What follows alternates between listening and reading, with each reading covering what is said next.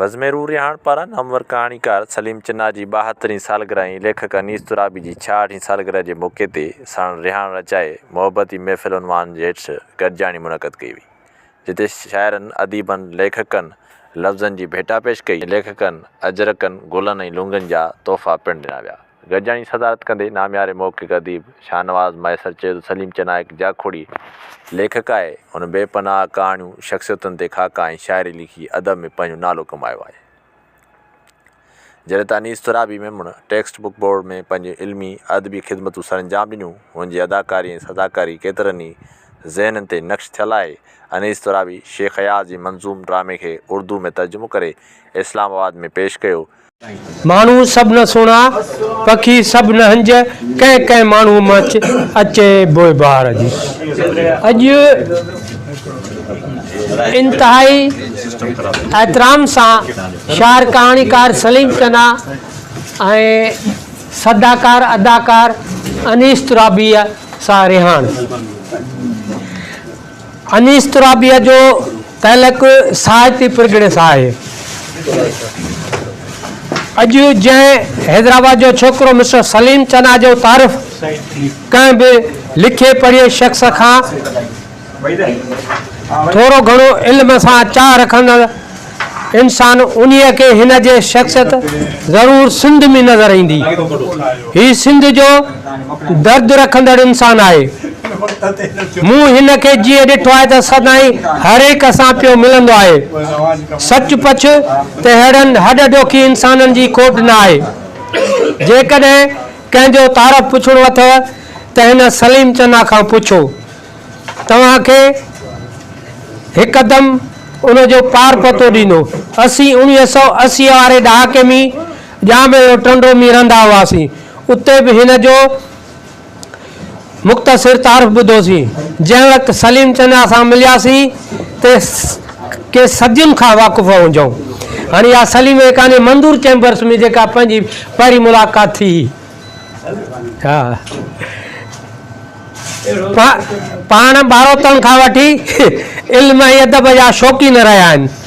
हीउ सलीम चन्ना हैदराबाद अदबी शाख जो मुतहरिक किरदारु रहियो आहे।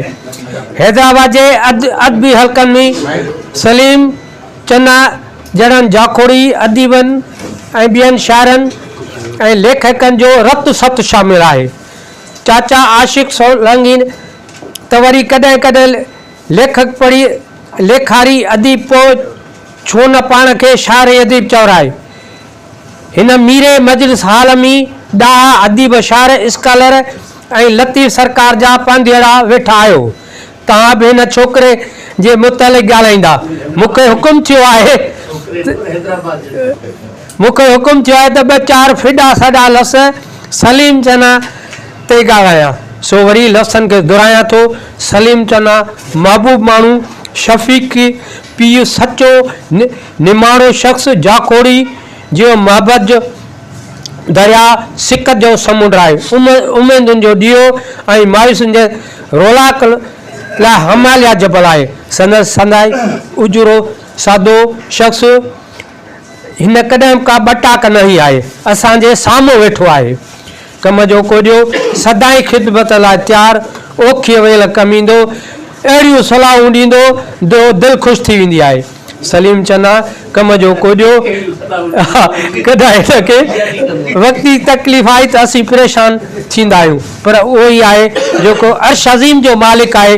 उन भलायूं भाल कयूं आहिनि जो अॼु सलीम चन्ना सां गॾु वेठा आहियूं। सलीम चन्ना तव्हांखे लख लख मुबारकूं। सलीम चन्ना आला अदब जी मंज़िल और वाट जो पांधीअड़ आहे। सलीम रोल मॉडल बि आहे। घर में खेसि आराम कोन हूंदो आहे। सलीम चन्ना आतम किताब लिखी आहे। सलीम चन्ना हिकु सादो सूदो शख़्स। ही छा सभिनी जी छप पर छांव आहे।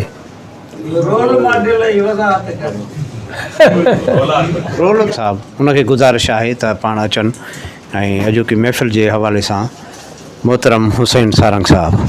पर के माण्हू तारीख़ुनि में नक्शो ॿारे वेंदा आहिनि। ही सॼण से ही जेमूं कोन निहारिया ईंदमि जा पे ही सभला ईंदमि दुखड़ा। साईं अनीस तुराबी, साईं सलीम चन्ना, साईं तारजो, साईं शनाज़, हिन सभु वेठो दोस्तों ऐं साम्हूं वेठल सभिनि खे सिंधी सलाम जी सिंध। मां सम्झा किन माण्हुनि ते ॻाल्हाइणु ऐं उनजे रूबरू ॻाल्हाइणु या उनजे ज़िंदा हुजणु ॻाल्हाइणु ॾाढो जेको आहे अहम बि हूंदो आहे, ज़रूरी बि हूंदो आहे। इलाही माण्हू उन खां लवाईंदा, घबराईंदा या कतराईंदा आहिनि, या त सिर्फ़ु ख़ुशामंद चइजे या जेकी शयूं न हूंदियूं आहिनि उहे थींदियूं नी, या वरी उन्हनि जो ॿियो पासो जेको नाकारी आहे उहो बयानु कयो वेंदो आहे। त सलीम साईं मां सम्झा या साईं अनीस तुराबी सां त मुंहिंजो ज़ाती हवाले सां एतिरो वास्तो न आहे या राब्तो न आहे, उन करे उनजी शख़्सियत ते शायदि ॻाल्हाए न सघिजे, पर ॿिन्ही खे गॾु सालगिरह थियण जूं वाधायूं पहिरियां ॾिबियूं ऐं रो रिहाण खे जस चइबो। त बाक़ाइदगी सां हर हफ़्ते हिन क़िस्म जूं कचहरियूं मुख़्तलिफ़ दोस्तनि सां ऐं ईअं जेको आहे अदबी रिहाणियूं कराइणु इहो तमामु वॾो कमु आहे। ऐं वाक़ई अलाह बख़्श सही चयो त उहो ईंदड़ दौर ॿुधाईंदो त कंहिं माण्हू केतिरो कयो, ख़ासि करे वाहिद ऐं उनजा जेके दोस्तनि सां गॾु आहिनि, जेके बाक़ाइदगी सां असां त कॾहिं कॾहिं महीने मासे पिया अचूं ऐं उहे बाक़ाइदे सां जेके अचनि था उन दोस्तनि खे जस हुजे। साईं सलीम जे हवाले सां किताब थोरा घणा साईं रूबरू शयूं ॿुधंदा आहियूं। हीअ जेको हैदराबाद जो छोकिरो जॾहिं छपियो त मूंखे ॾाढो तजसुस हो। साईं रूबरू मिलियो आहे किताब, साईं किताब ॾिबो, मां साईं हाणे साईं मंसूर जे दुकान ते रखी अचो, उते ई मिली आयासीं शायदि, छा बसि हिते बि ठीकु आहे। वरी पोइ मिलियो, चयो मां त साईं फ़हीम वारी ॾेई अञा कोन मिलियो आहे। बहरहाल नेठ किताब मिलियो। ऐं हीअ जेको हैदराबाद छोकिरो हैदराबाद जो न आहे, हिन में हैदराबाद जा छोकिरा आहिनि। हीउ हिकिड़ो सिर्फ़ु छोकिरो न, खोड़ छोकिरनि जो ज़िक्र आहे हिन में। मदर सिंधी खां वठी सलीम ताईं, ऐं मां उनजी शख़्सियत खे जेको थोरो महसूसु कयो आहे, इंतिहाई ख़ुददार माण्हू आहे। माना मां हिकिड़ी चोड़ में ॿुधायूं त जेको पाण हिन कहाणी हिन किताब लिखियो थो त जेको केसर सिनेमा जेके मदद वारनि जी हूंदी हुई, उनजो ॿियो हिकिड़ो दोस्त हूंदा हुआ, उहे उनखां फ्री में टिकेटूं वठी ईंदा। हू घर जो तमामु हुजाइतो पाण किताब लिखियो अथई त बिना पुछण जे माण्हुनि जो दर खुलियल हूंदो हलियो वेंदो हुउसि। माना एतिरी वेझड़ाई हुजण जे बावजूदि न हुननि कॾहिं मूंखे टिकेट फ्री ॾिनी, न मूं कॾहिं हुनखां घुरी। त हिन जी जेकी ज़ाती ज़िंदगी आहे, जेको लिका पढ़नि लोक में लतीफ़ साईं जो आहे, खावड़ी बि आहे, इंतिहाई सचो माण्हू बि आहे, खरो माण्हू बि आहे, ऐं जहिड़ी जाॻंदी ख़ासि करे 60-70 जी जेको आहे हैदराबाद जी तारीख़ आहे। उन करे मां सम्झा जेकॾहिं असांजे नौजवान दोस्तनि खे हैदराबाद जे हवाले सां, हिकिड़े हवाले सां मां चवंदुसि त हीउ जेको असांजो मुसाफ़िरनि जो सूंहों या टूअर गाइड जंहिंखे चइबो आहे उहा आहे। जेकॾहिं मां बि साईं खे टाइम वरितो आहे या कोशिशि कंदासीं त जेके शयूं हैदराबाद जूं रहियल आहिनि तारीख़ शयूं, त हिननि माण्हुनि खे मां सां उन ते ॻाल्हाइण जे बजाए हिकिड़ो भेरो अहिड़ो मौक़ो ॾिजे जो हू सॼो हैदराबाद खे माना पेश करे। किताब में मौजूदु आहे ऐं दोस्त उनखे ज़रूरु पढ़नि। ऐं अदबी संगत सां सिंध जी क़ौमी सियासत सां उनजो तमामु गौरव वास्तो रहियो आहे। हर महफ़िल में, हर दोस्तनि में ज़ाती जेको आहे दोस्ती, संगत, यारी, ॾुख सुख में। ऐं जेको आहे ईअं चइजे त नंढड़नि सां मुंहिंजी दोस्ती त वॾड़नि, माना एज गैप साईं वटि आहे ई कोन। केॾी वॾी उमिरि जो हूंदो भई साईं सां फ्री थी ॻाल्हाईंदो, साईं खां पुछंदो, साईं सां ॻाल्हाईंदो, साईं सां बहस कंदो। नंढी उमिरि जो हूंदो उहो बि कंदो। त हिकिड़ो इंतिहाई तबियतनि में ख़ामोश तबियत, लिखण में तमामु घणी स्पीड अथसि, तमामु घणो साईं लिखियो आहे। पर उहो थोरो तरक़ी त हाणे फ़र्क़ु हिनखे जेकॾहिं मां किताब ॾिसां त जुमिला इलाही ड्रिघा ऐं ख़ाकनि खे जेके रंग थो ॾिए त उहे ख़ाका घटि, पर कहाणी न मां डायरियूं या तासर आहिनि। उनखे ख़ाकनि जो हिकिड़ो साईं ताज जा ॿिया दोस्त वेठा आहिनि जेके मां सम्झां फ़नी तौर ते हिन किताबनि जो बि बाबा वेही रहो किथे तूं इशू कहिड़ो उन्हनि ते फ़नी हवाले सां, फ़िक्री हवाले सां साईं इलाही मज़बूत आहे। मुख़्तलिफ़ सनफ़नि ते, नज़म नसर जे मुख़्तलिफ़ सनफ़नि ते साईं जा किताब मुख़्तलिफ़ तमामु घणा छपियल आहिनि। पर ख़ासि करे ईंदड़ दौर, शायदि हिन दौर में जीअं हिन में ॻाल्हि था कयूं बज़ में रो रहण जी, ईअं सलीम ज़िंदा आहे त शायदि एतिरो को असांखे उनजो अहसासु नथो थिए। ऐं जॾहिं असां बि न हूंदासीं या ईंदड़ दौर जॾहिं हूंदो त हैदराबाद जी जॾहिं बि तारीख़ लिखी वेंदी ऐं हैदराबाद जो जॾहिं बि ज़िक्र थींदो सलीम जे दौर जो, 60-70-80 अॼु ताईं जो दौर जो, उन मां असां सलीम जो किताब ऐं सलीम जहिड़नि ॿियनि किरदारनि खे तमामु घणो यादि कयो वेंदो। ऐं असांखे पकी उमेद आहे त सिंध जो उजरो आईंदो, सिंध जो मुस्तक़बिल अहिड़नि हीरनि जी, अहिड़नि मानकनि जी, अहिड़नि मोतियुनि जी, अहिड़नि अज़ीम इंसाननि जी यादि संभालींदो ऐं सिंध जेका मंज़िल ईंदड़ दौर में माणींदी त उनजो बिल्कुलु क़दुरु थींदो। उन उमेद ऐं आसिरे ते हीअ जदोजहद सलीम तव्हां सभिनी खे जारी रखणी आहे। महिरबानी। गुज़ारिश कंदुसि त पाण सभई दोस्त आया जनम ॾींहं ते छा सुरहा सवाया जनम ॾींहं ते लख लख मुबारक अव्हां खे ओ साईं असां गीत ॻाया जनम ॾींहं ते असां गीत ॻाया जनम ॾींहं ते मानवारा साईं शाहनवाज़ महेसर साहब ताज जोयो साहब सलीम चन्ना साहब मंसूर कादिर जुणेजो साहब प्रोफेसर अशरफ समो साहब प्रोफेसर फ़हीम नूनारी साहब अनीस तुराबी साहब एहसास मीरल साहब अबा नज़ीर नाज़ साहिबा ऐं आयल सभिनी दोस्तनि खे मुंहिंजे तरफ़ खां अस्सलाम वालेकुम वरहमतुल्लाहि वबरकातुहू। दोस्तो साईं जो अनीस तुराबी साहब जी सां बि रहण असांखे ऐं साईं जन खे मुबारकबाद पेश थो करियां। मूं अॻु में जनम ॾींहं जो शेर पढ़ियो हिन करे साईं सलीम चन्ना साहब जे बाबति मूं कुझु लिखियो त कुझु माण्हू पंहिंजे रोज़मर्रा जे कमकारनि ऐं नौकिरीअ सां गॾु इल्मी अदबी पोरे खे पंहिंजे ज़िंदगीअ जो हिसो बणाए छॾींदा आहिनि। शिकारपुर वारो सलीम चन्ना हुजे या आगा सलीम हुजे, उन्हनि में हीउ पार शरीफ़ जो शहज़ादो जेको हैदराबाद न पर सिंध जो छोकिरो आहे, कॾहिं कॾहिं वॾा वार बि रखंदो आहे ऐं ख़ुशि मिज़ाजी न्याज़ निवड़त अॻिते वधी करे कमु करण जी सलाहियत जो तरीक़ो हिन खां ई सिखण जहिड़ो आहे। असांजो हरदिल अज़ीज़ दोस्त सलीम चन्ना बहितरीनु इंसानु बि आहे। अॼु ताईं असांखे हथ खां वठी केतिरनि महान माण्हुनि सां मिलाईंदो रहियो आहे। बज़्म रूह रहण जो सेक्रेटरी जनरल वाहिद कांदड़ो साहब, असां कराचीअ ताईं हमसफ़र रहिया आहियूं। हिकु दफ़े मूं फ़ोन ते संदसि उस्तादु सॾियो त मुस्कुराए सख़्तीअ सां चयो त मां को वॾो माण्हू न आहियां ऐं न को तुंहिंजो उस्तादु थी थो सघां। हर गुल जी पंहिंजी ख़ुशबू हूंदी आहे ऐं तुंहिंजा सफ़रनामा गज़ल कलाम कहाणियूं कालम मज़मून पढ़िया आहिनि। पाण हम असर थी था सघूं पर हिक ॿिए खां घटि वधि न आहियूं ऐं 40-43 किताबनि जो ॾेखारी जंहिं ते असांखे फ़ख़ुरु आहे। हीअ सिंध धरतीअ जो ॼायो अॼु ताईं केतिरनि दोस्तनि खे उत्साह ॾींदे हुननि खे अहले किताब बणाइण में हर अवल दस्ते जो किरदारु अदा कंदो रहियो आहे। जीअं मूं चेतन मिंगवार साहब खे बज़्म रूह रहण मुतारिफ़ करायो, चीतन साहब मुकेश भारसाणी ऐं ॿियनि दोस्तनि खे मुतारिफ़ करायो, अहिड़ी तरह बज़्म रूह रहण में असां खां बि घणो अॻु सलीम चन्ना साहब केतिरनि ई शाइरनि अदीबनि जन में मुंहिंजो उस्ताद अलाह शाहनवाज़ मुसाफ़िर खां वठी केतिरनि ई दोस्तनि खे मुतारिफ़ करायो आहे। ऐं बेहदि शुक्रगुज़ार आहियां वाहिद कांदड़ो साहब जो, जंहिं सिंध जे अदीब शाइर कालम निगार उर्दू अंग्रेज़ी सिंधीअ जे किताबनि जे ॾेखारी प्यारे सलीम चन्ना साहब मोहब्बतीअ खे वॾो मान ॾिनो आहे। मूं चंद सिटूं उर्दूअ जूं लिखी आयुसि त प्यास दरिया की निगाहों में छुपा रखी है, एक बादल ने बड़ी आस लगा रखी है, मैंने हंसते हुए चेहरे की कबा के पीछे कितनी सदियों की थकन अपनी छुपा रखी है। शहर दामन पहले खाक उड़ाती है हवा, हमने यादों की यहाँ शमा जला रखी है। क्यों ना आ जाए महकने का हुनर लफ्ज़ों को, क्यों ना आ जाए महकने का हुनर लफ्ज़ों को, तेरी खुशबू जो किताबों में छुपा रखी है। महिरबानी। अॼु की महफ़िल में पाण ॻाल्हाइनि असांजा दोस्त साथी मोहतरम गुलशेर कोरेजो साहब। जिय से खूही नार वहन वारी गाॾुआ, हींअड़ो पिरियां धार निबेरियांसि न निबिरे। मुंहिंजा मानवारा कहाणीकार साईं सलीम चन्ना साहब, ख़ासि महिमान साईं ताज जोयो साहब, साईं शाहनवाज़ महेसर साहब, असांजो प्यारो मंसूर कादिर जुणेजो साहब। हक़ीक़त में त साईं सलीम चन्ना साहब तमामु हिकिड़ी घणरुखी शख़्सियत आहे। पाण हैदराबाद में ई ॼावा आहिनि ऐं हैदराबाद सिंध जो इल्मी अदबी शहर याने मर्कज़ रहियो आहे सॼी सिंध जो,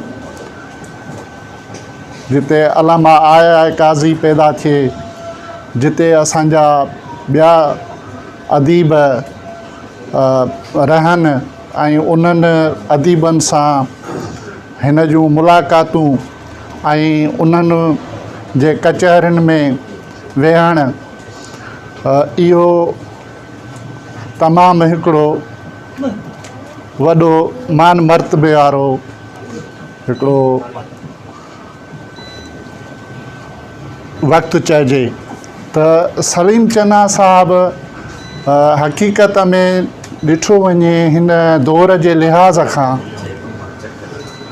त असांजे अदीब त असांजा तमामु सिंध में वॾे तइदाद में मौजूदु आहिनि, पर जेकॾहिं उन्हनि खे ईमानदारी वारी अख सां ॾिसिजे या ईमानदाराना राय ॾिजे त हक़ीक़ी अदीब तमामु असां वटि घटि आहिनि, जेके इल्मु अदब में ईमानदारीअ सां लिखनि ऐं ईमानदारीअ सां पाण खे पेश कनि। ऐं सम्झां थो त सलीम चन्ना साहिबु उन्हनि थोरनि अदीबनि मां आहे जिन पंहिंजी उन महिनत सां ऐं कॾहिं बि कंहिं प्लेटफॉर्म तां हुननि पंहिंजी सुञाणप न ॾेखारी आहे त आउं को हिन फोरम जो सदर हाँ या चेयरमैन हाँ या मां हिन सियासी पार्टी जो आहियां।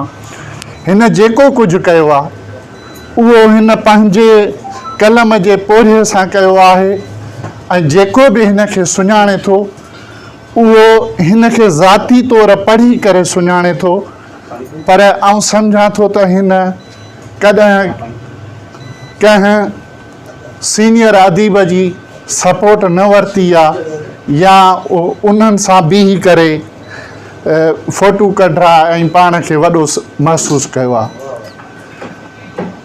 ॿी ॻाल्हि त असां वटि अदीब जेके से कल्चर डिपार्टमेंट खां या ॿियनि फोरमनि तां पंहिंजूं मराहतूं थोरियूं घणियूं वठंदा रहिया आहिनि, पर हीअ असांजो वाहिद अदीब चइजे या जेके असांजे सिंध में ईअं न आहे त सिर्फ़ु साईं सलीम आहे, अहिड़ा असांजा ॿिया खोड़ सारा अदीब रहिया आहिनि ऐं मौजूदु बि आहिनि। अली बाबा हो त साईं सलीम साहिबु कॾहिं बि कल्चर डिपार्टमेंट खे या कॾहिं वस वारनि खे अपील न कई त को मुंहिंजो इलाजु करायो वञे।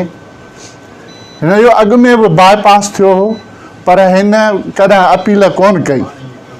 हींअर ताज़ो हिन जो ऑपरेशन थियो लियाकत नेशनल लियाकत यूनिवर्सिटी इस्पताल कराची में, जंहिंमें हिन जो लखें रुपया ख़र्चु आयो, पर हिन सभिनी खे जवाबु ॾिनो त बाबा मां पंहिंजो पाण ख़र्चु कयां। त मुंहिंजा दोस्तो इहे ईमानदारी वारियूं ॻाल्हियूं आहिनि जेके हू पाण 32 खां वधीक हिन जा ज़ाती किताब आहिनि और उन कंहिं बि किताब ते क़ीमत कान्हे लिखियल और उहे साईं आहिनि जेके से पंहिंजे हर हिक खे मुफ़्त में किताब ॾिनो आहे ऐं आउं सम्झां थो त हिन हिकिड़ो पंहिंजे उन अदबी हल्के में मुनफ़रद मिसाल क़ाइमु कयो आहे। त खोड़ सारियूं ॻाल्हियूं हुन वक़्तु बि घटि आहे, असांजा साईं जन वेठा आहिनि, असां उन्हनि खां ॿुधंदासीं। साईं अनीस तुराबी साहिबु जेको आहे उन सां मुंहिंजी कचहरी बि कान्हे थियल, पर कॾहिं कॾहिं फेसबुक ते उनखे रखंदो आहे पोस्ट, तमामु घटि रखंदो आहे, पर जेका रखंदो आहे त उहा तुज़ लफ़्ज़नि में हूंदी आहे ऐं आउं सम्झां थो उनजे लिखणीअ मां महसूसु थींदो आहे त हीउ हिकिड़ो खरो माण्हू आहे, सचो माण्हू आहे। ऐं इन सभिनी शयुनि खां मूंखे हिन सां ॿिए हवाले सां जेका मोहबत आहे उहा इहा आहे त वधीक साईं पंहिंजे इन गुफ़्तगू दौरान ॿुधाईंदो त मूंखे वधीक इहा हिन सां मोहबत थिए थी त साईं जीएम सैयद जो तमामु प्यारो कारकुन, तमामु प्यारो क़ौमी कारकुन इरफ़ान महदी हिन जो प्यारो दोस्त हो, त उन जे करे बि हिन सां मुंहिंजी मोहबत आहे। साईं तव्हांखे जनम ॾींहं जूं मुबारकूं हुजनि। महिरबानी दोस्त। जेके सॼो ॾींहुं हर हंधि आवेल बुलूं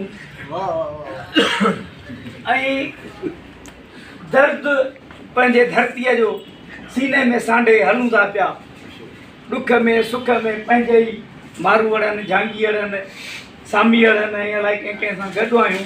उन्हनि जे ॾुखनि खे भला मतिलबु त जेॾी महिल ॿुधूं था त हे हिते दुख या हीउ जेको आहे त उनखे महसूसु बि कयूं था, उन ते कलम बि खणूं था, उन ते लिखूं बि था।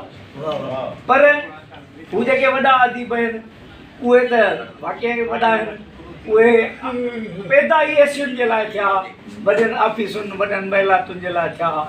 पर असां घटि में घटि पंहिंजे मारूड़नि सां गॾु आहियूं, इहा वॾी फ़ख़्र जी ॻाल्हि आहे असां। ॿी ॻाल्हि त तुराबी अनीस असांजो तमामु सुठो दोस्त आहे, ऑफिसर रहियो, पर कॾहिं बि ऑफिसराणी जेकी उहो थींदी आहे फूंड उहा हिन में न थी आहे। उते बि ईअं माना सिंटेक्स बुक बोर्ड में जेॾी महिल तव्हां वेंदव त हिन जो कमु न बि हूंदो त बि जेकॾहिं को माण्हू हिनखे मिली वेंदो मां हिन कम सां आयो आहियां, उन कम खे पंहिंजो सम्झी अदा कंदो। हिन में घणियूं खूबियूं आहिनि, पर हिकिड़ी जेकी आहे ख़ामी अथसि उहा इहा अथसि त अॼु ॾींहं ताईं पंहिंजे ज़िंदगीअ जो हवालो किताबी सूरत में न ॾेई सघे, इहा हिन जी ख़ामी आहे। हालांकि हिन वटि जेके यादूं, जेके तजुर्बा, जेके मतिलबु त राज़ आहिनि अणखुट अथसि, पर अलाए छो हीअं बीमारियूं घणियूं वरितियूं वेठियूं अथसि, पर बीमारियुनि खे कोन खंघंदो आहे। विच ते इहो हिनखे जेको आहे अलाए छा हार्ट जो प्रॉब्लम हुयो, गाॾी पाण ड्राइव कर, डॉक्टरनि झलियोसि त बाबा हे तो नथियूं शर्तियूं लॻियल आहिनि, तूं वेठो थो ड्राइव, चई छा आहे त भला जंहिं ॾींहुं मरणो हूंदो उन ॾींहुं त मरंदुसि न, पर जेसि ताईं जीअरो आहियां त पोइ सुम्ही जो रहां घर में, वेतर जेको आहे सूर खावां। ऐं ॿियो वरी हिन में ॿी ॻाल्हि त जॾहिं रिटायर थियो पैसा जो मिलियसि न, असां माण्हुनि खे ओचितो पैसा मिली वञनि त हाणे उहो ख़र्चु कीअं कयूं, इहो बि असांजे लाइ वॾो मसइलो आहे न। पोइ हिन छा कयो त चई त छा कयां मां, हिते जेको अल्फलाह में उते कार वाश ऐं अलाए कहिड़ो हिकिड़ो इहो जेको आहे पंचर ॻंढण वारो इहो सिलसिलो हिन शुरू कयो। ऑफिसर माण्हू वेठो त पंचर ॻंढे, मां ओचितो हिकु दफ़े वियुसि उते त ॾिसां थो हे ॿार वेठो आहे, अचु चांहि पी महिल हिते छा थो करे, हीअ हटु खोलियो अथमि, हे हिते वेठा आहियूं। त इन मां इहो लॻो त हिन माण्हूअ में वेहणु हुयुसि, माना कुझु न कुझु करण जी जुस्तजू, त घर वेही छा कयां, कुझु न कुझु कयां, वरी उन में फेल थी वियो, वरी आयो मूं वटि, मूंखे चई छा कयां, मां चयो प्रेस ते वेही रह, छा कंदे तूं, कंदे हूअं ई कुझु कोन, पर वेही रह प्रेस ते, गॾु वेठा हूंदासीं, कचहरियूं कंदासीं। सो 2-3 सालनि मूं वटि हिते प्रेस ते आहे, ईंदो आहे हर ॿिए अॻ में त रोज़ु ईंदो हो, चाबियूं हिन वटि हूंदियूं, खोलींदो पाण अचे वरी वठि पकड़, वरी हिनखे हिकिड़ो मूं जहिड़ो जेको आहे को ऑफिसर लॻो, चई यार हिते छा अथई, हिते कुझु बि कोन अथई, को छा कयां, चई हल बनी ॿारो वठि को उते को सब्जियूं वब्जियूं को मतिलबु त हण, ऐं तूं जेको आहे सो माना वॾो कमाईंदे। हे उनजे चकर में वियो त उते 5-8 लख रुपया विञाए माना पनीअ में विझी वरी मोटी आयो। सो मतिलबु चवण जो माण्हू हीअ आहे ॻाल्हि, इन में इनखे ग़लति उन में अंदाज़े में नथा वठूं, पर हिकु माण्हू जंहिंजी सोच में इहा ॻाल्हि आहे त वेहण खां कुझु करणु बहितर आहे, जुस्तजू, झाखोड़, जिदोजहद, हिन कॾहिं बि माना त उन में फ़ाइदे जो न सोचूं, इंगेजमेंट मतिलबु मां वेठो हुजां, मां इहो कमु कयां, इहो ई न सोचो। अहिड़ा माण्हू माना मां चवां थो त हीउ पंहिंजे ज़िंदगीअ जो हवालु लिखे न त असां को बहितर लिखी सघे थो। इहे लफ़्ज़ चई मां जाइज़ो वठि मोहतरम फ़हीम नुनार हुन त पाण लिखी छॾियो आहे, हैदराबाद जो छोकिरो, ॿिया कई किताब लिखिया, ऐं तव्हीं सभु ॼाणियो था जेके हिते अदीब वेठा आहियो। वाहिद जेकॾहिं वेठो आहे त हीउ सॼो सहरो वाहिद कागड़े ॾांहुं वञे थो, जेको ऊंदाई लाट ॿारी वञे, साथ हलंदो रहे, लाट ॿरंदी रहे, जे सीन आसीनो ऐं सीने में दम चवो रहो गदाई चयो आहे दुर्गरी, असांजो अवामी इनकलाबी शाइर आहे। सलीम तूं सदा सरह रहे ऐं तोते ॻाल्हाइण जी का गुंजाइश दोस्तनि छॾी कोन्हे। अनीस मुंहिंजो साथी रहियो आहे 40 बल्कि 45 सालनि खां असीं अनीस सां गॾु असां ज़िंदगी में टेक्स्ट बुक बोर्ड त नंढिड़ो हिकिड़ो फैक्टर आहे ज़िंदगी में अनीस ऐं निसार हुसैनी या इमदाद हुसैनी इहे त ॿई मुंहिंजा अदबी उस्ताद आहे अदब में आणण वारो ई हो पहिरीं फता आबिद हो जेको वाद गदाई जो पुटु हो इमदाद ॾाढो ॾुखियो माण्हू इमदाद हुसैनी कॾहिं ज़िंदगी में अॻियां कुर्सी न रखी हिकिड़ी पंहिंजी कुर्सी पर मुंहिंजे लाइ कुर्सी सोरे सुबुह जो चांहि पींदा ॿियो अनीस हूंदो सिंध टेक्स्ट बुक अनीस खे भाईंदो हो ऐं चवंदो हुओ ही त सफ़ा खारो बिस्कुट आहे अनीस पर वरी कम सभु अनीस खां वठनि ऐं निसार हुसैनी वॾो मोहबती माण्हू हो ऐं अनीस जो साथ निसार हुसैनी ऐं नसीर सां ईअं हूंदो हो ही गॾो गॾु ऐं अनीस रुगो उते क्लर्क न रहियो बल्कि ऑफिसर रहियो ऐं अनीस आउं उते डायरेक्टर थी रहियमि ऐं मतिलबु MD रहियमि प्रेस जो फिनांस जो ऑडिट ऑफिसर रहियमि हेड ऑफ सेक्शन रहियमि ऐं मां जॾहिं थी वियमि क्लर्क थी वियमि अनीस खे मुंहिंजो आउं वरी पाण खे कॾहिं बि ज़िंदगी मां बि घंटी कोन रखी ताज़ा ऐं कॾहिं पंहिंजे ऑर्डर अॼु ताईं ज़ाल खे बि न पाणी मूंखे ॾिनी ऐं सिंधी अदीबनि खे बि इहो चवंदो आहे पंहिंजे रवियनि में तव्हां इंसान दोस्त तव्हां पंहिंजे एटीट्यूड ऐं बिहेवियर में जेकॾहिं तव्हां ह्यूमिलिटी न आहे तव्हांजी लिखणी सॼो बेकार असां पंहिंजे रवियनि में सवेरे मां ॻाल्हि कई हिकिड़ो अदीब मूं सां गॾु चढ़ियो मूंखे चए पियो साईं तव्हांखे वॾी गाॾी हुजनि मां मैसर सां ॿुधायो मां दरिया जे कप ते मंसूर टटी हुनखे चईं थोरो ॾिसां थो टायर न पंचर था हलाओ ऐं उनखे लाहे छॾे मूंखे ॿ टे दफ़े गाॾियूं ॾिनियूं हूंदा ऐं हाणे बि फ़ोन करे पियो को दोस्त मूंखे तव्हां फलाणे अदीब खिला थो मूंखे हैरानगी थी त हुन वटि गॾा गॾो कोन्हे साइकिल कोन्हे मां कार जी सीट ते विहारे खयूं अचांसि थो त मुंहिंजा रविया फ्यूडर बाबा छो फ़हीम वटि वॾी गाॾी हुजनि घुरिजे फ़हीम वटि त साइकिल हुजनि फ़हीम त प्यादो हले जी सलीम चन्ना ऐं ताज जोए वांगुरु असांजा रविया अवाम दोस्त हुजनि घुरिजे त अनीस सिर्फ़ु घंटी न रखी अनीस एॾो क़ाबिलो मां PhD होल्डर अंग्रेज़ी में पर अनीस असांजे ड्राफ्ट खे बि दुरुस्त कंदो हर चेयरमैन हिन खां ड्राफ्टिंग कराई ऐं अनीस चङो सिंध जा ॾुखे खां ॾुखिया ब्यूरोक्रेट जंहिंखे ब्रिगेडियर ऑफ सिंधी सॾिबो हो जेको 37 ज़िलनि जो पाकिस्तान जो डिप्टी कमिश्नर रहियो सूमरो साहब मूंखे सूमरे साहब जो नालो विसरी थो वञे ऐं जंहिं हाज़िरी एॾी सख़्तु कई जो गेट खां सिंध जो वॾो शाइर इमदाद हुसैनी टपियो त हुनजी टंग भॼी पई टाइम ते मक़सदु आहे ड्यूटी वठंदो पर उन सां अनीस उसूली ऐं इख़्तिलाफ़ी टकर खाधो ऐं सिंध जे काफ़ी अदीबनि सां टकर खाधो वॾा नाला आहिनि मां हिते स्टेज ते नथो वठां तव्हां सभु ॼाणींदा अनीस वटि वॾा खज़ाना आहिनि मंसूर सही थो चए ऐं अनीस जॾहिं ऑफिसर थियो न रुगो घंटी रखे सभु कमु कंदो पर अनीस सॼी बोर्ड में जुती उते हूंदसि बिना जुती जे हलंदो रहंदो फाइल हथ में हूंदो माण्हुनि जा मसइला स्वीपरनि सां ऐं स्वीपरनि सां गॾु वेहण जी पहिरीं रिवायत फ़हीम उनारे रखी मूंखे हबीबुल्ला चयो सिद्दीकी चयो त माण्हू चवनि था फ़हीम उनारे स्वीपर सां गॾु चांहि थो पियो मां चयो बिल्कुलु मां पीआं थो ऐं मुंहिंजो फ़र्ज़ु आहे माइनॉरिटी आहे डाइवर्सिटी आहे घटि आहिनि सिंध में ऐं असां सिंध दोस्त आहियूं अवल ऐं आख़िर ही बि सिंधी आहिनि असां हुन सां गॾु चांहि सां गॾु दोस्तियूं रखूं ऐं अनीस ईअं हूंदो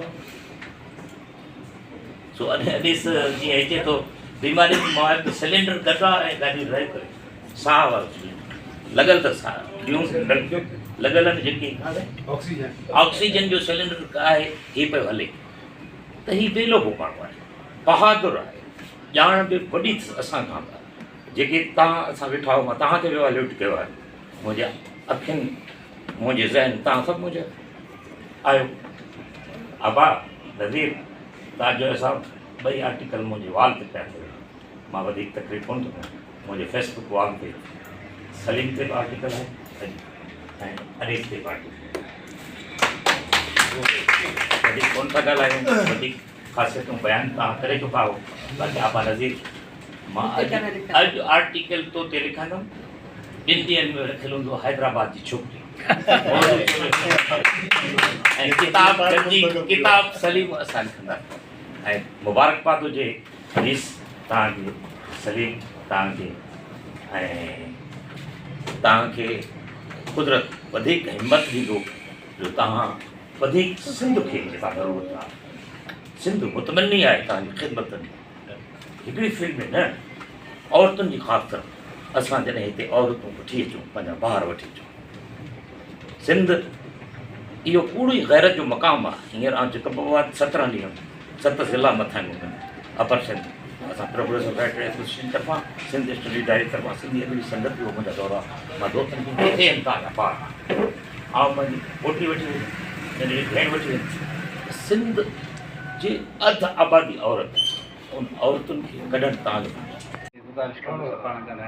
प्रोफेसर अशरफ साईं सलीम चन्ना साहब ऐं साईं दुराबी साहब खे संदन यौम जनम सद मुबारक ऐं सभ खां वधीक आऊं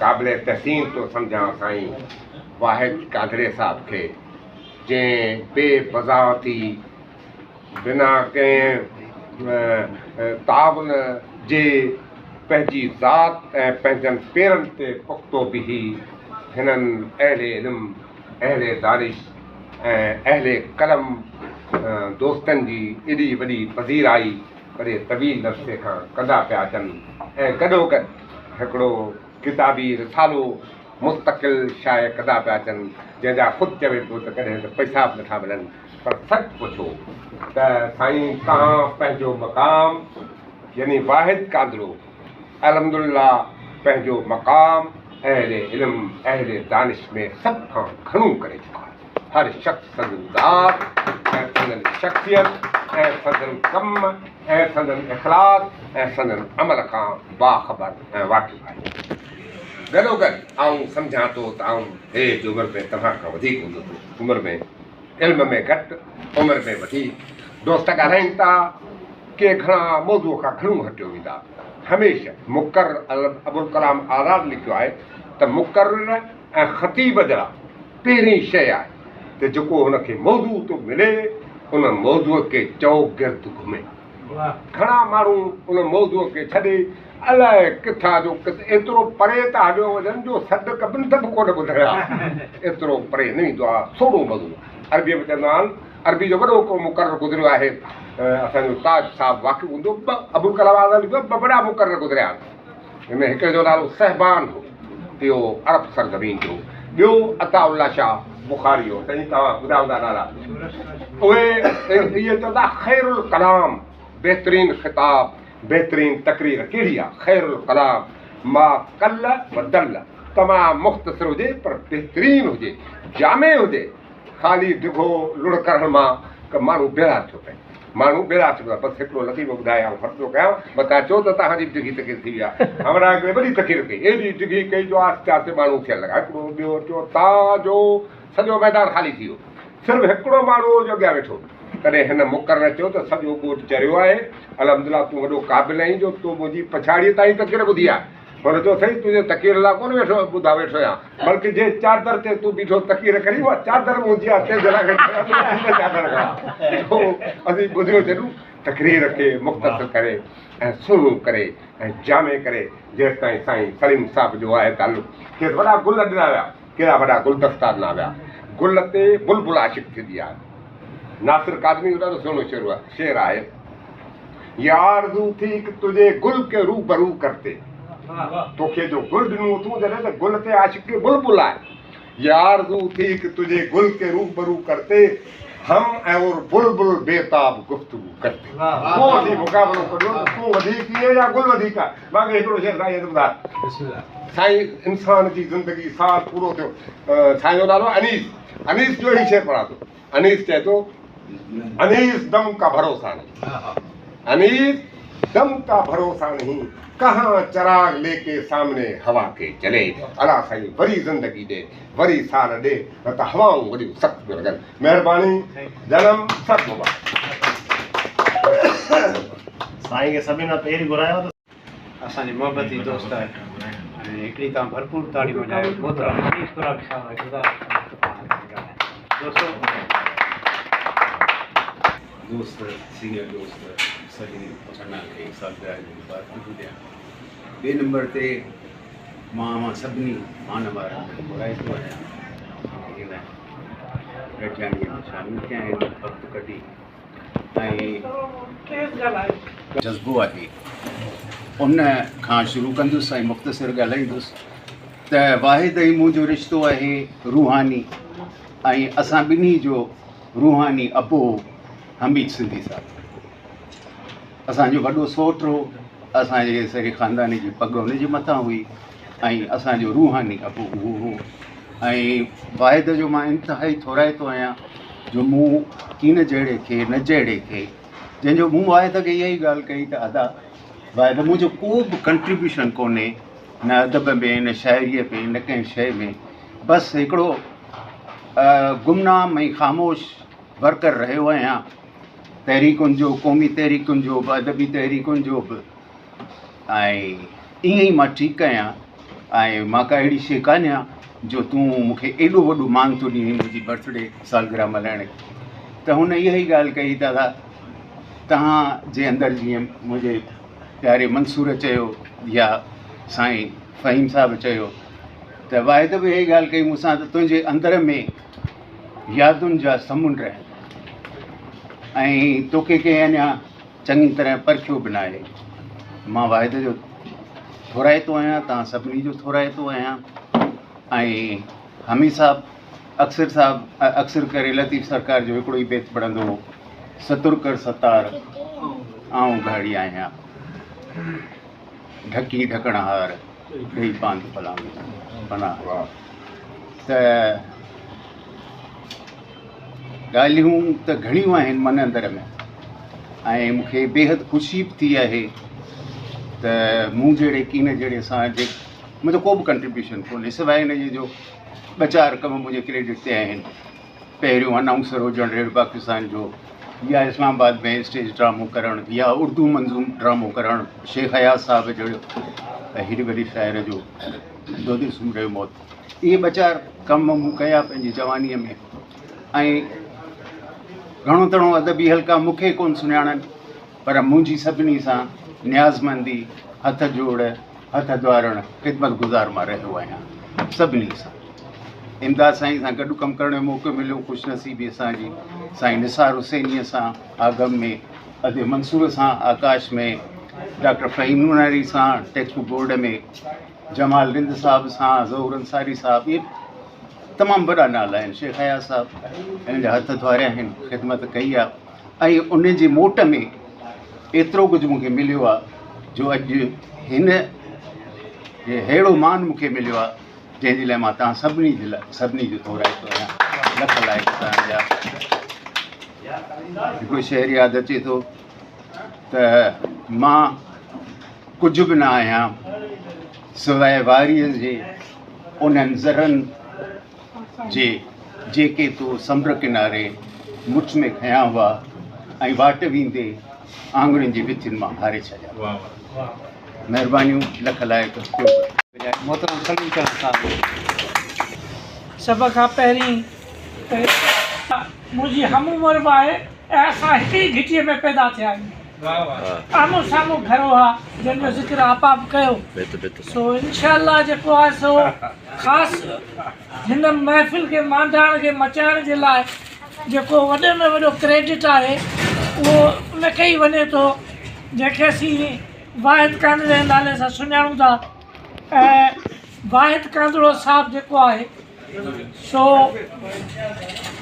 उन न फ़क़ति बज़्म रूह रिहाण खे नए सिर जीआरियो आहे पर जहिड़ो मशीन हो साईं हमीद सिंधीअ जो उनखे गॾु गॾु खणी हलियो आहे ऐं हुन एतिरा त प्रोग्राम कया आहिनि जंहिंमें वॾे में वॾो जेको ख़ासि ॻाल्हि आहे त उनखे यादियुनि खे महफ़ूज़ करण लाइ हिन रूह रिहाण मैगज़ीन बि कढियो आहे जंहिंजा तक़रीबन 50 खां मथे पर्चा निकिरी चुका आहिनि।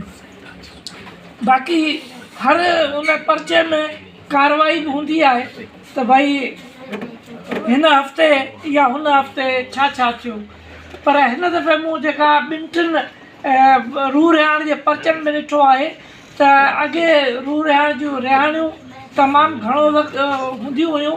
हाणे वरी सिंध जे अदीबनि जूं लिखड़ियूं तमामु घणियूं आहिनि ऐं मूंखे ख़ुशी थी आहे छो त ॿिया काई रसाला निकिरनि कोन था। हिकिड़ो अमरता निकिरे थो रेगुलर, सो बि रुॻो महदूद आहे उन्हनि ताईं जेके उन जा सालियाना मेंबर आहिनि। मार्केट में तव्हांखे न मिलंदो अमरता, पर पंहिंजो वाहिद कांदले जो हीउ जेको मैगज़ीन आहे जंहिंमें सॼी सिंध जा अदीब पंहिंजूं उन्हनि जूं लिखड़ियूं शामिल आहिनि, उहो हिते विराए थो ऐं उहो उन ते चवे थो त बाबा क़ीमत हिन जी 300 आहे, तव्हां 100 ॾियो, 200 ॾियो, 300 ॾियो। ऐं जे तव्हां सालियाना मेंबर थियो त सालियाना मेंबर बि थी सघो था। तव्हांखे घर वेठे जेको आहे या हिते हथो हथु बज़ में रूह रिहाइण जो मैगज़ीन मिलंदो। ऐं सम्झा थो त इहा वॾे में वॾी सिंध जी ख़िदमत आहे त माण्हुनि खे यादि बि कयो वञे ऐं माण्हुनि खे जेको आहे सो माण्हुनि जी शयुनि खे महफ़ूज़ बि कयो वञे। जॾहिं हाणे त अख़बारूं बि जेके आहिनि से अदबी पर्चा नथियूं कढनि। असांजे दौर में ॿारनि जा जेके आहिनि से पर्चा अलॻि हूंदा हुआ, ॿारनि जा सुफ़ा अलॻि हूंदा हुआ, औरतुनि जा सुफ़ा अलॻि हूंदा हुआ ऐं नौजवाननि जा सुफ़ा अलॻि हूंदा हुआ।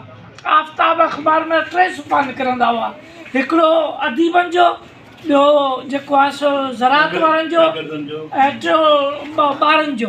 त उहो सॼो क्रेडिट साईं लाइक सिंधी खे वञे थो। मां पाण ते ॻाल्हाइण बदिरां चाहियां थो त हैदराबाद जे उन्हनि माण्हुनि ते ॻाल्हायां। अदीअ चयो त तूं रहिजी वियो हुई, मां रहिजी वई आहियां। अदी आस्ते आस्ते मुंहिंजो हिन में हिकिड़ो ॿियो मसइलो पियो आहे जेको खणी थो वञा। फस्ट प्रूफ मूं ॾिसी छॾियो आहे। जीअं जीअं पंहिंजो ज़हन में ॻाल्हियूं अचनि थियूं त आउं उन्हनि शख़्सियतुनि खे कलम बंदि करे वञा थो। हींअर जेको मुंहिंजो ॿियो किताबु अचे पियो उहो बि तक़रीबन 300 सुफ़नि खां मथे आहे। तो ॻाल्हि इहा आहे त रुॻो पंहिंजी ॻाल्हि कजे, उन जे बजाए माण्हू ॿियनि जी ॻाल्हि करे त ॿियनि कहिड़ो पोरियो कयो ऐं जिन पोरियो कयो आहे उन्हनि खे अलाह ताला उहा इज़त बि ॾिनी आहे ऐं उहे तारीख़ में सिंधी ॿोली जे लाइ ख़िदमत गुज़ार बि आहिनि। त उन सां गॾोगॾु पंहिंजे वतन जा देश जा वफ़ादार बि आहिनि, त पंहिंजे समाज जा हिकिड़ा समाज सुधारक बि आहिनि जिन ॿोली जे वसीले कहाणी शाइरी या अदब जे वसीले या अहिड़ा अदबी प्रोग्राम करण जे वसीले जेको आहे सो अदब खे फ़रोग़ ॾिनो आहे, अदब खे वधायो आहे। ऐं आख़िर में तव्हां सभिनी जो थोराइतो आहियां, ख़ासि तौर ते साईं ताज जो साहिबु हिकिड़ो वॾी उमिरि जे हुजण जे बावजूदि हर प्रोग्राम में वञे थो। ऐं हैदराबाद रोलां थो, हीउ सॼी सिंध रोले थो ऐं हीउ मूंखां वधीक रोलाक हीअ आहे। हाणे हिनखे बि चइजे त बजाए तकरीर करण जे तूं बि पंहिंजूं रोलाकियूं लिख, सम्झी, बजाए हिनजे जो ब्लड शुगर आहे उहो लिखे थो त उहो त हर माण्हू बीमार आहे। असांखे हाणे इहे फार्मूला यादि थी विया आहिनि। हाणे तव्हां पंहिंजूं रोलाकियूं लिखो ऐं इहो तव्हांजी हिकिड़ी ख़ूबी आहे त तव्हां कंहिं बि अदीब जे जॾहिं जनाज़े निमाज़ ते पहुचंदा आहियो या उनखे क़बर में लहद में लाहींदा आहिनि त तव्हां उन मिटीअ खे ईअं जेको आहे सो लतूं या भराव कंदा आहियो जीअं मुंहिंजो पीउ हुजे ऐं मां पाण फ़र्ज़ु सम्झां त बाबा हिन ते जे मिटीअ खे भराव करणु लेवल में करणु मुंहिंजो फ़र्ज़ु आहे। ईअं अमूमन थींदो आहे त ॿहिराणी में पहिरीं जेके रिश्तेदार हूंदा आहिनि, वेझा रिश्ता हूंदा आहिनि, जिन जा रत जा रिश्ता हूंदा आहिनि, उहे मिटीअ खे जेको आहे सो लेवल में कंदा आहिनि। पर ताज जो सभिनी सां रत जो रिश्तो निभाईंदे ऐं उन्हनि खे जेको आहे सो लहद में लाहिण खां वठी आख़िर में क़ौमी गीत ॿुधाइण ताईं सभिनी जो साथ ॾिए थो। सलाम आहे तव्हां सभिनी खे, ख़ासि तौर ते साईं ताज जो खे ऐं वाहिद कांदो खे। जो साहब खे गुज़ारिश कंदुसि तव्हांजी भरपूर ताड़नि में असांजो तहरीकी दोस्त मोहतरम साईं ताज जी। कई भंवरनि वास वठण आया। साईं समा साहब, भली कई भंवरनि वास वठण आया, तनी खे कंवरनि ॾिना हंध हियाम में। अॼु हीअ जेका जोड़ी वेठी आहे, आऊं खेनि शाह इनात रिज़वीअ जो ही बेट डेडिकेट कयां थो। ऐं सलीम ऐं अनीस ॿिन्ही जो वज़न बराबरि आहे। सलीम जे बारे में आउं सम्झां थो जेको कुझु ॻाल्हाइणो आहे अवां सभु ॻाल्हाए विया। ही उहो मुतहरिक शख़्स आहे जंहिं सॼी हैदराबाद पेरनि हेठां लताड़ी आहे। हैदराबाद जा साखी सलीम ऐं नसीर मिर्ज़ा या कंहिं हद ते मदद अली सिंधी या ज़वार नक़वी आहिनि जेके पुराणी हैदराबाद जूं यादूं ॾियनि था। 80 खां या अञा बि 78 खां हैदराबाद खे असां बि ॾिठो आहे त कीअं उहा बदिलजंदी वई आहे, कीअं उहा 2 माड़ खां 8 माड़ ताईं पहुची वई आहे। हैदराबाद में जे ठाहींदड़नि या अॾींदड़नि 2 माड़ खां मथे जो इजाज़त न ॾिनी, उन करे हितां जूं हवाऊं मशहूरु हूंदियूं हुयूं। पूनू ऐं हैदराबाद ॿई जाड़ा शहर सॾिया वेंदा हुआ। इन हवाले सां त हवाऊं बि हिते ॾाढियूं थधिड़ियूं आहिनि, कुमल आहिनि। त उन्हनि हवाउनि जो पलियल असांजो सलीम चनाब आहे ऐं वॾो अरसो अनीस बि गुज़ारियो आहे हुन सां। सलीम हिकु ई वक़्तु कहाणीकार, नावल निगार, कालम निगार, उन खां सवाइ आतम कथा लिखंदड़, ॿियनि जूं जीवनियूं या ज़िंदगीअ जा अहवाल लिखंदड़, ख़ासि करे हिन अब्दुल्ला चन्ना ऐं जीजी ज़ीनत चन्ना ते जेके किताब आंदा आहिनि या उन्हनि जा किताब आंदा आहिनि उहे वॾी तारीख़ी हैसियत रखनि था।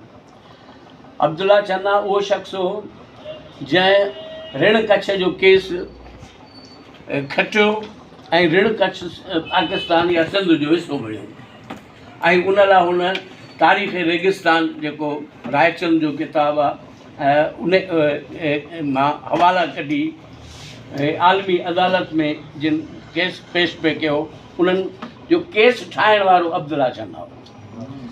त उहो शख़्स या जी जंहिं मारवी रिसालो कढियो औरतुल्ला, आउं सम्झां थो जीजीअ जेको मारवी रिसालो कढियो औरतुल्ला, उन खां पोइ आपा नज़ीर आहे जंहिं वरी औरतुल्ला नारी रिसालो कढियो। इहो हिकिड़ो तसलसल आहे। त आउं सम्झां थो कॾहिं जी ज़ीनत चन्ना ते बि हिते प्रोग्राम रखियो वियो हूंदो त उनखे ख़ासि प्रोग्राम रखियो वञे। त सलीम चन्ना जे कहाणियुनि में छा आहे, ख़ासि करे मुख़्तसिर कहाणियूं। असां हिकिड़ी कहाणी हिन जी मासी ॿुधी। अॼुकल्ह मासी जो जेको इज़त भरियो ख़िताबु आहे उहो कम वारी औरत खे ॾिनो थो वञे ऐं ख़ासि करे ॿाहिरां ईंदड़ माण्हू मासी लफ़्ज़ खे नफ़रत सां ॾिसनि था, जॾहिं त उहो केॾी अज़मत वारो लफ़्ज़ आहे, माउ जी भेण हुनखे सॾियो वञे। त उन ते जेका हिन कहाणी लिखी सचपच अखियुनि में ॻोढ़ा अची विया। ईअं ई हिन खोड़ कहाणियूं लिखियूं आहिनि। मिसाल बांग्लादेश, ताज़ो जेको बांग्लादेश में अंधो इनकलाब आयो, ॿिए ॾींहुं सलीम चन्ना जी मुख़्तसिर कहाणी थिया। त हीअ वाक़ियाती कहाणियूं आउं सम्झां थो कहाणियुनि जा प्लाट जेतिरा सलीम चन्ना वटि आहिनि एतिरा कंहिं बि लेखक वटि कोन्हनि। छो त हिन पहिरें पंध उन्हनि किरदारनि खे ॾिठो आहे, उन्हनि खे परखियो आहे, उन्हनि सां ॻाल्हायो आहे, उन्हनि सां गुफ़्तगू कई आहे ऐं उन्हनि खे कलमबंद कयो आहे। इहे हुन जा नाविल आहिनि। पर आउं सम्झां थो त हीअ मुख़्तसिर कहाणी ऐं प्रोफाइल राइटिंग में सभ खां मथां बीठो आहे। हिन जिन शख़्सनि जा प्रोफाइल लिखिया आहिनि आउं सम्झां थो उहे शख़्स जेके ज़िंदह आहिनि पंहिंजा प्रोफाइल पढ़ंदा त संदनि केतिरियूं आदतूं, केतिरियूं ॻाल्हियूं खाउन बि विसरी वई हूंदियूं जेके सलीम चन्ना बयानु कयूं आहिनि। आउं सम्झां सलीम जो शाइर वारो किरदारु, कहाणी वारो, नाविल निगार, आतम कथा वारो हर किरदारु मुकमिल आहे। ऐं वॾी ॻाल्हि इहा आहे त हू हिकिड़े आला उहिदे तां लथो, पंहिंजे पेंशन जे पैसनि मां माना किताब छपराए थो ऐं मुफ़्त विराए थो। इहा आदत साईं जीएम सरद में हूंदी। साईं जीएम सरद ॿनीअ जा काना विकिणी पंहिंजा किताब छपराईंदो हो ऐं उहे क़ौमी कारकुन ऐं पंहिंजे दोस्तनि में मुफ़्त विराईंदो हो। त सलीम चन्ना जहिड़ो कर उन सुन्नत खे जीअरो रखियो आहे। हनीफ़ असांजो दोस्त अनीस ते ॻाल्हाइजे ऐं निसार हुसैनी ते न ॻाल्हाइजे इहा वॾी ज़्यादती थींदी। निसार हुसैनीअ जो आगम पब्लिकेशन या सिंध एजुकेशन ट्रस्ट में जेके बि कचहरियूं थींदियूं मंसूर कादिर असां सभु उते हूंदासीं। उते जो अनीस असांजी अदबी संगत हैदराबाद जो पुराणो साथी आहे। हीउ न रुगो सदाकार ऐं अदाकार आहे पर हिन जी लिखणी बि शाहकार आहे। जिन ॾिसी लिखण तमामु थोरो लिखियो आहे पर हिन जो घरु असांजी क़ौमी कारकुननि इरफान महदी हुजे, लियाकत रिज़वी हुजे या ॿिया हुजनि, हिन जो घरु समूरनि जो घरु हूंदो। ऐं हीअ जॾहिं एजुकेशन ट्रस्ट या आगम में जेके बि गॾिजाणियूं थींदियूं अनीस उनजो ख़ासि रुकन हूंदो। त अनीस खे असां सम्झो त 78-80 खां ॾिसंदा अचूं था ऐं हुन जूं टेक्स्ट बुक बोर्ड में कहिड़ियूं ख़िदमतूं हुयूं उहो त तव्हांखे असांजे फ़हीम नूनारी ॿुधायूं। पर टेक्स्ट बुक बोर्ड जे चेयरमैननि जे ख़िलाफ़ु अछा चिठा तयारु कंदड़ अनीस ऐं निसार हुसैनी ऐं उहे अछा चिठा अहिड़ा हूंदा जो हुननि जूं नौकरियूं चट कराईंदा हुआ। त हीउ हिकिड़ो ॼाणू माण्हू आहे जंहिं टेक्स्ट बुक बोर्ड में ख़िदमत कई, रेडियो ते कई। शेख अयाज़ जो जीअं दोस्तनि ज़िक्र कयो त उनजो ड्रामो जेको इस्लामाबाद में थियो गोदे जो मौत, त उन में हिकिड़ो कामयाबु किरदार वारो जेको हिन रोल अदा कयो। इन खां सवाइ हिन जूं खोड़ लिकियल ॻाल्हियूं आहिनि जेके या त नसीर मिर्ज़ा बयानु करे सघे थो या सलीम चना बयानु करे सघे थो या मंसूर कादिर बयानु करे सघे थो, छाकाणि इहे उनखे तमामु वधीक वेझा रहिया आहिनि। बहरहाल ॿिन्ही हीअ जेका अदीबनि जी या अदब दोस्तनि जी जेका जोड़ी आहे उन्हनि खे सालगिरह मुबारक सॼी हाल पारां बि ऐं पंहिंजे पारां। मोहतरम शहनाज़ मैसर साहब आहिनि, उनखे गुज़ारिश कंदुसि त अॼोकी महफ़िल जे हवाले सां पंहिंजा गुफ़्तगू कनि।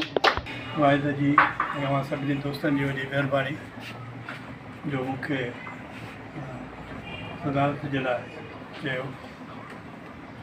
मूं वाहिद खे चयो त ताज साहब खे जेको आहे सो उन खां सदारत कराई वञे, छो जो असांजो सीनियर लेखक आहे। मां कल्ह जो लेखक आहियां, मां एतिरो को अदीब बि न आहियां। बहरहाल उनजी वॾी महिरबानी। अॼु जो प्रोग्राम फंक्शन जेको आहे सो ॿिनि दोस्तनि जी सालगिरह आहे ऐं डॉक्टर समय साहब जे बिल्कुल त मौज़ूअ ते ई ॻाल्हाइजे त बहितर आहे, छो जो काफ़ी कुझु दोस्तनि ॻाल्हायो आहे, सभिनी दोस्तनि ते ॻाल्हायो आहे। त हाणे वधीक ऐं इतफ़ाक़ इहो आहे त साईं सां मुंहिंजी अॼु पहिरीं मुलाक़ात आहे। जेको आहे सो सलीम साहब जेके बि मुंहिंजूं गॾिजाणियूं थियूं आहिनि उहे इन अदबी खेत्र जे हवाले सां ई हिते ई थियूं आहिनि। इन करे मां सलीम खे बि एतिरो वेझड़ाई वारो कोन सुञाणा, सवाइ इन जे जो असांजूं इहे गॾिजाणियूं थियूं ऐं हिक ॿिए सां मुलाक़ातूं वग़ैरह किथे ॿिए हंधि में थींदियूं रहियूं। हिन जी वॾी महिरबानी, हिननि इज़त बख़्शी आहे। असांजो गॾिजाणी जेका बि थिए थी पई इहा अदबी हवाले सां, ॿियो को फंक्शन न आहे, इहो अदबी ई आहे गॾिजाणी जंहिंजे करे जो असां गॾिजिया आहियूं। इन में पोइ सालगिरहूं बि मल्हायूं थी वञनि, कंहिंखे यादि बि कयो थो वञे, कंहिंखे भेटा ॾिनी थी वञे, कंहिंजी किताबनि ते तबसरो कयो थो वञे, कंहिंखे इज़त ॾिनी थी वञे। इन करे मां इन्हनि सभिनी में जूनियर अदीब जे तौर ते हिते आहियां जो 8-10 साल पंहिंजी ज़िंदगीअ जा को ख़ासि हुनजी जेका कंट्रीब्यूशन कान हूंदी आहे। मुंहिंजी बि 68 साल जी उमिरि में मूंखे बि हिकिड़ो अटैक थियो जंहिंजे करे मां हफ़्तो 10 ॾींहं अनकॉन्शियस हुअसि। उन खां पोइ लिखणु मूं शुरू कयो। मूं 68 साल जी उमिरि में लिखणु शुरू कयो। इन खां अॻु में मूंखे लिखणु ईंदो ई कोन हो।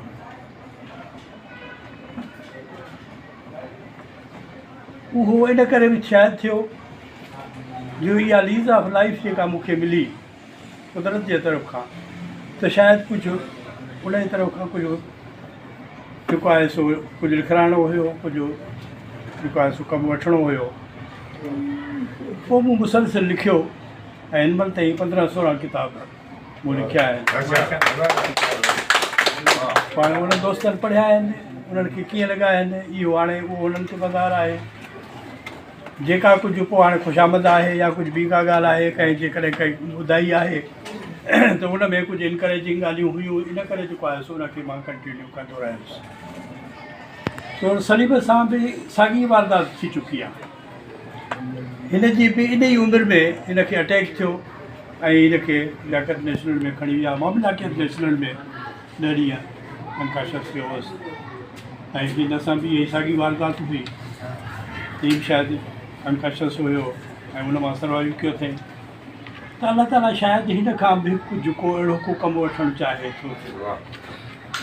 सो हीअ इन ॻाल्हि ते सोचे त का ख़ासि ॻाल्हि आहे जंहिंजे करे खेसि अॻु किताब त अॻु में बि लिखंदो रहियो, पर का ख़ासि ॻाल्हि आहे जंहिंजे करे उनखे सिलेक्ट कयो वियो आहे, उनखे लीज ॾिनी वई आहे, उनखे टाइम ॾिनो वियो आहे त तूं इन ते सोच, इन ते जेको आहे सो कमु कर।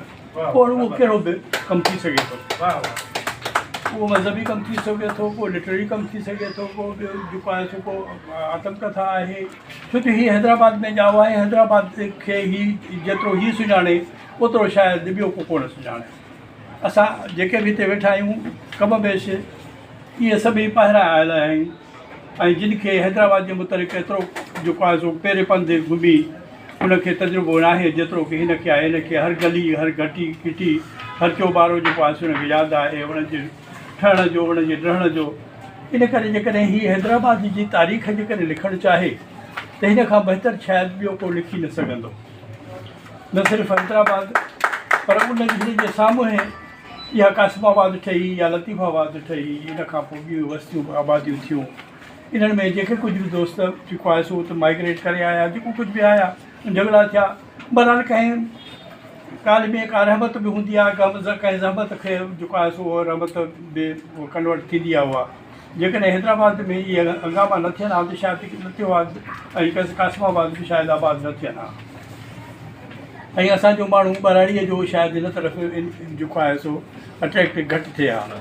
हाणे जेको बि आहे ॿारनि खे पढ़ाइण, जेको बराड़ी जो माण्हू चाहे थो उहो जेको आहे सो शहरनि ॾे रुख़ करे थो ऐं हैदराबाद हुननि जे लाइ हिकिड़ो मौजूद जेको आहे सो शहर आहे।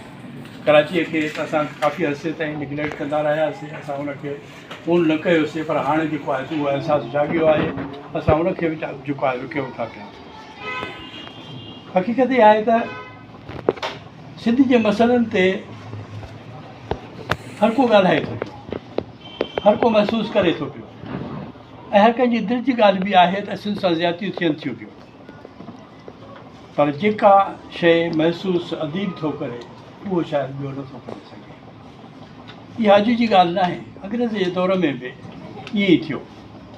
जॾहिं सिंध खे बम्बईअ सां अटैच कयो हुयो त उनजी जिदोजहद असांजो अदीब तबिको हुयो, असांजो पढ़ियलु लिखियलु तबिको हुयो, असांजा उस्ताद हुया, असांजा शागिर्द हुया, असांजा उहे सानियामंद हुया जिन जेको आहे सो इन जी जिदोजहद कई। उहा 100 साल जिदोजहद हली, जीअं अॼु असां 100 सालनि जे क़रीब अची लॻायूं पाकिस्तान ठहण खां पोइ त 80 साल थी विया आहिनि असांखे, त असां सिंधी मसइलनि जे लाइ जेको आहे सो पाण पतोड़ियूं था। इन में हमेशह असांजो अदीब जेको आहे सो उते रहियो ऐं हुननि पंहिंजो पाण मल्हायो ऐं हुननि पंहिंजो नालो रोशन कयो ऐं हुनखे मदद कई ऐं अॼु इन करे हुननि खे इज़त सां जेको आहे सो हुननि खे यादि कयो थो वञे। गुज़िरियल 10-15 सालनि खां वठी असांखे इहो महसूसु थिए थो पियो त शायदि उहो रोल असां जा अदीब या असां जेके थोरो घणो लिखण वारा आहियूं असांखे उहो कमु नथो थिए पियो। असां शायदि जेको हुकूमत चाहे थी पई असां उहो था कयूं पिया या उन्हनि जी डायरेक्शन ते हलूं था पिया। जो असां को लीडर पैदा न करे सघिया आहियूं जेको सिंध जे मसइले ते को सीरियसली को उनखे ऑन करे, उन ते को ॻाल्हाए, उनखे लीड करे। असां उन लीडर जी तलाश में आहियूं। पोइ असांखे जेको बि को नज़र अचे थो जेको ॻाल्हाइण चाहे थो पियो असां उनजी कढ लॻी था वञूं उनजो मिसाल ॿबरड़ो वारो असांजे साम्हूं आहे। इहो कमु अदीबनि जो हुयो जेको वकीलनि वञी कयो। इहो असांखे जेको आहे सो इन ॻाल्हि ते सोचणु घुरिजे।